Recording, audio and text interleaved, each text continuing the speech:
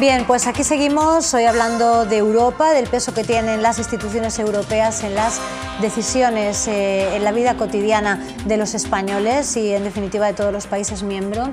Hemos hablado de la parte económica y vamos a continuar haciéndolo, del papel político, pero ha habido una cosa que ha comentado Pedro Luis, porque hoy sois tres Pedros en el plató, que a mí me inquieta un poco, ¿no? Y es, pues, Pedro, has dicho que los partidos de izquierdas o digamos los partidos más extremos dificultan esa integración en Europa y que las mentalidades de los españoles pues vayan hacia una mayor integración en los próximos años. Sí, lo quería decir sobre todo por la situación de crisis. A que seamos más europeos. Por la situación de crisis total que tenemos todavía, por mucho que se diga que, en fin, que se empieza a ver el principio de salir de ella, pero partimos de la base de que estamos en una crisis bestial.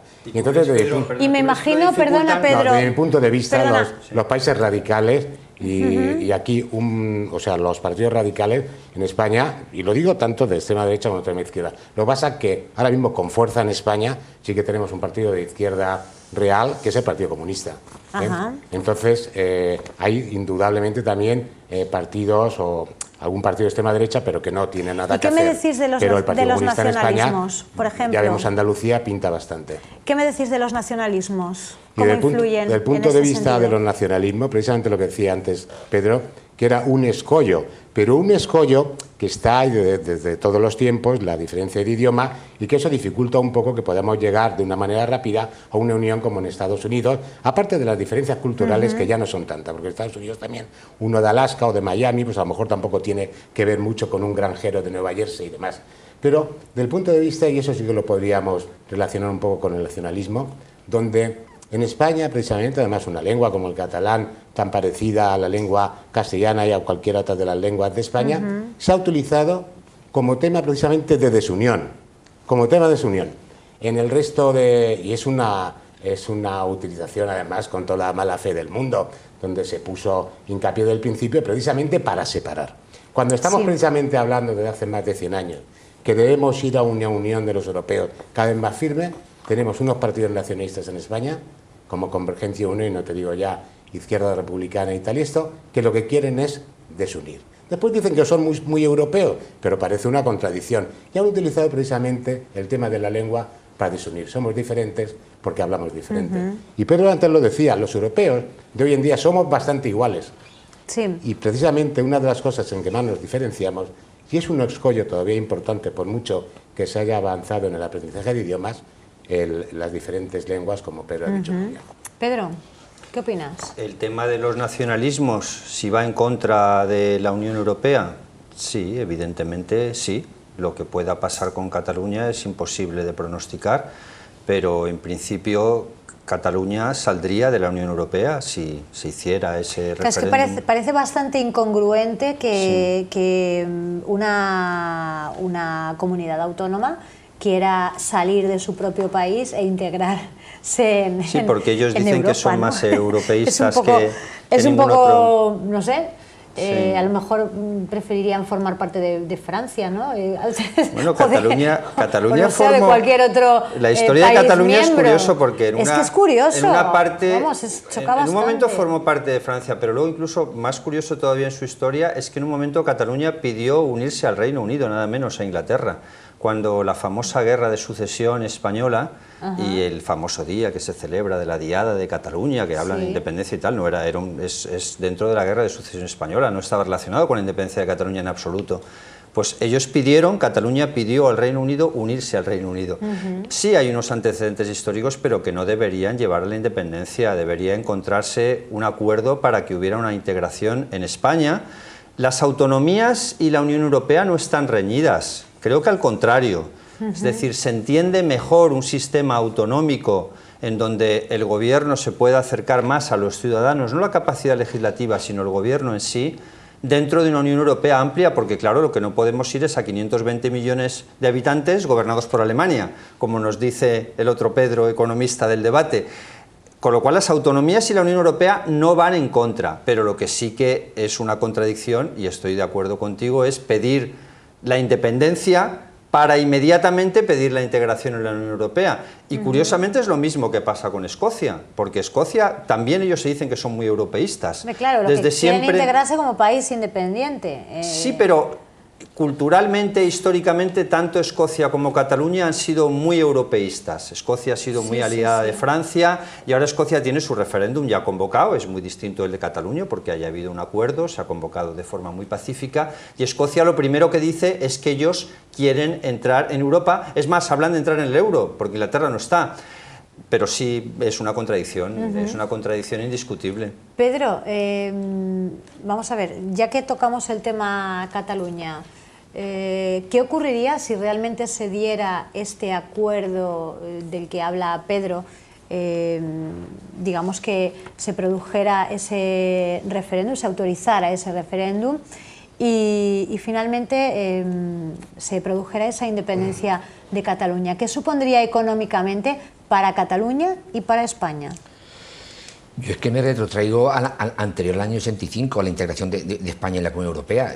Tendría que tener una moneda distinta. Es que no es concebible siquiera, lo dicen los propios estadistas europeos. Es decir, hoy no concebimos estar fuera del euro.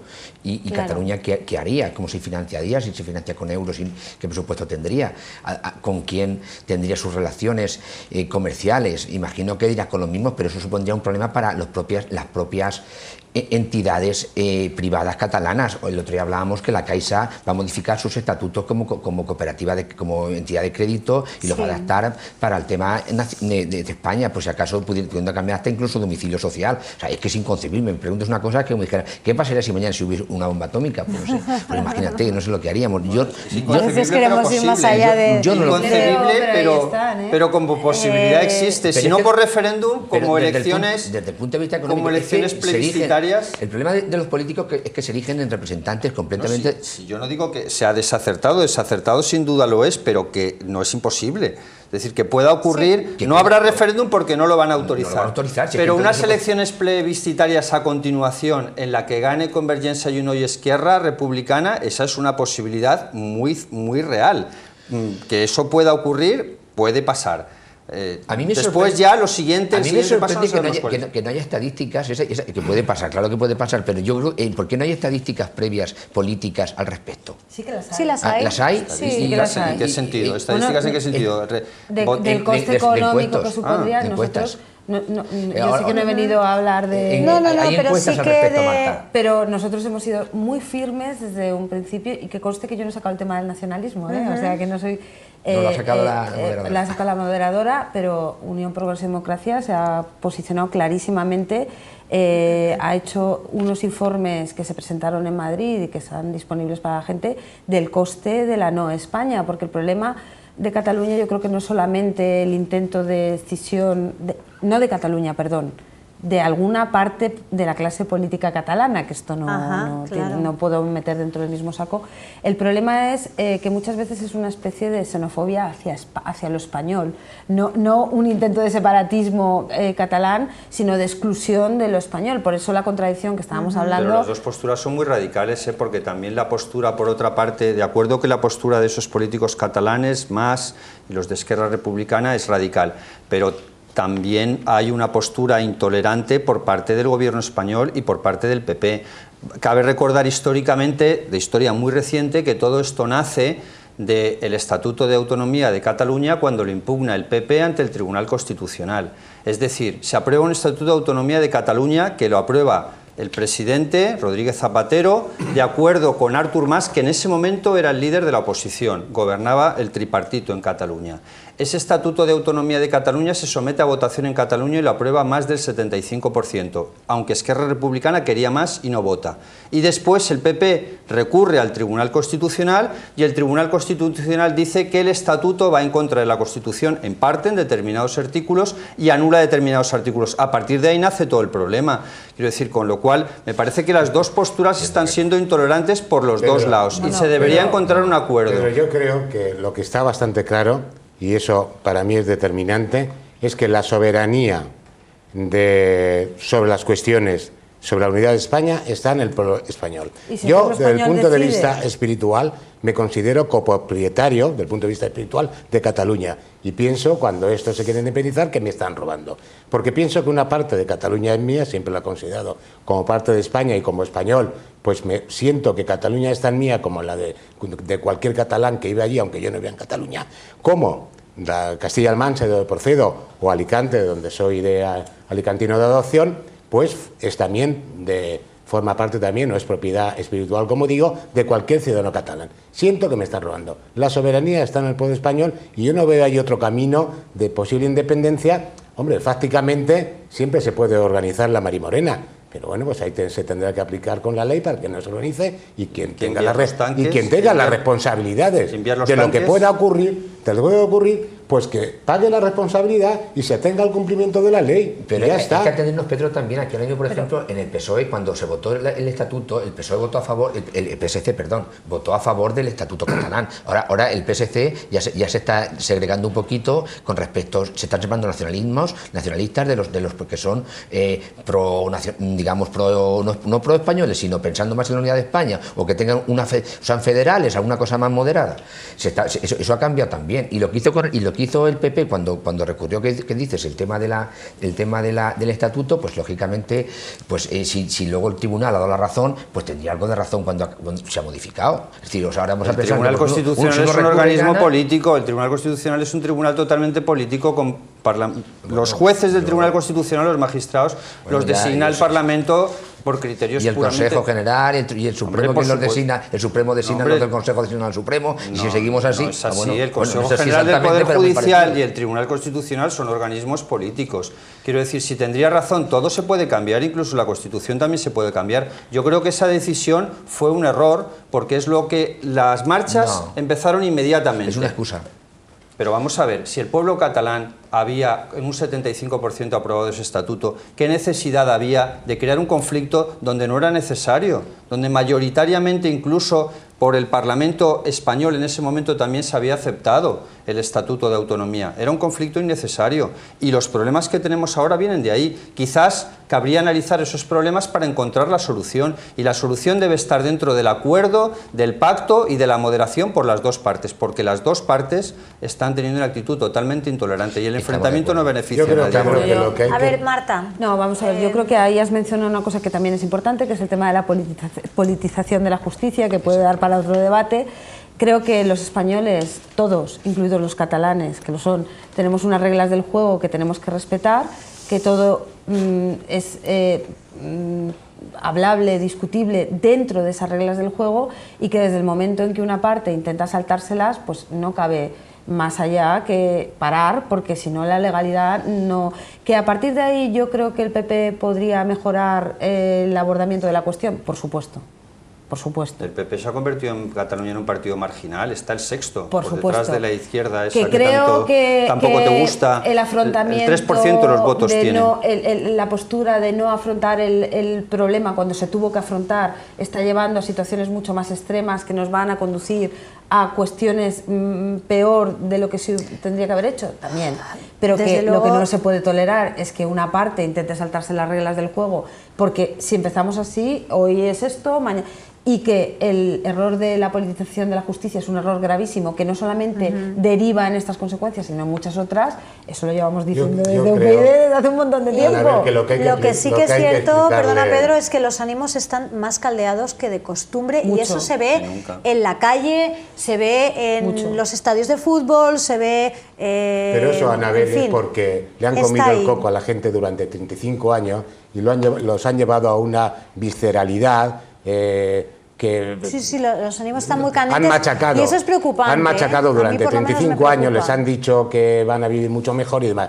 El ciudadano lo que debe pensar es dejarse de aventuras que no le van a llevar a ninguna parte ni le van a dar de comer, ir a lo práctico, y lo práctico es tener un buen empleo, tener libertades públicas, un buen empleo. Por eso es importante ahora estas elecciones, porque hay distintas sensibilidades políticas también, y la política de empleo, que debe haber una política de empleo común, es fundamental para la inmensa mayoría de trabajadores, es decir, que los sueldos no sean ridículos, que no se explote al trabajador, eso es muy importante. Vale, ahí... Y hay el Parlamento Europeo, que puede anular incluso las decisiones del Consejo y de la Comisión y demás, pues tiene una trascendencia fundamental. ¿Quién legisla? Fundamentalmente el Consejo. Vale.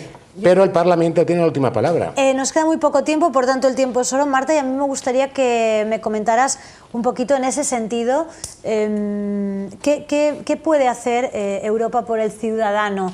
¿Qué políticas puede variar, como decía Pedro?